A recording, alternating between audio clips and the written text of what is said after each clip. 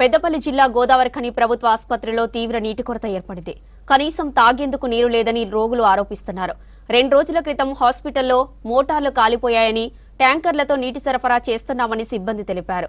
తాగునీరును బయట నుంచి కొనుక్కొని తాగాల్సి వస్తుందన్నారు.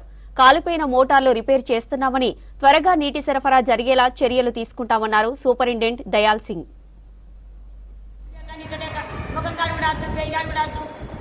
మేడాలు వస్తారు పోతారు చూస్తారు ఎంతవరకు జనమాది అన్నం కూడా సరిగా లేకుండా ఏదో తెచ్చుకొని తింటాం అవుతారా దాన్ని చెప్పు ఇట్లనే దావకాలంటే అంతకుముందు ఎట్లుండే సూపర్ ఉండే అంతకుముందు అందమైన కలిపారు బాగా ఎంత మంచిగా పెడతారు ఏమైనా కారణము టిఫిన్లు హోటల్లో ఉన్నట్టు నీళ్ళ ఎంజాయ్ ఎక్కడ అక్కడ వాళ్ళు వచ్చుకుంటారు.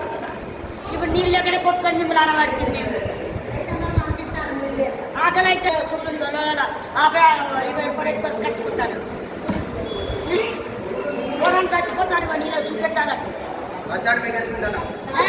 పోయి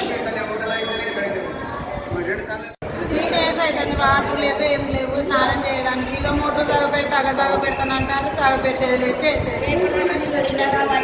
ఎప్పుడు వచ్చారు? మేము వచ్చి 13 రోజులు 3 రోజులు ఏం లేవు. వాటర్ ప్రాబ్లం ఉండేనండి హాస్పిటల్లో. ఇప్పుడు ట్యాంకర్స్తో నిన్న అంతా సాల్వ్ అయిపోయింది. ఇప్పుడు రిపేర్ స్టార్ట్ అయిపోయింది. ఈరోజు ఈవినింగ్ వరకు మొత్తం సెటిల్ అయిపోతుంది. దీంతో ప్రాబ్లం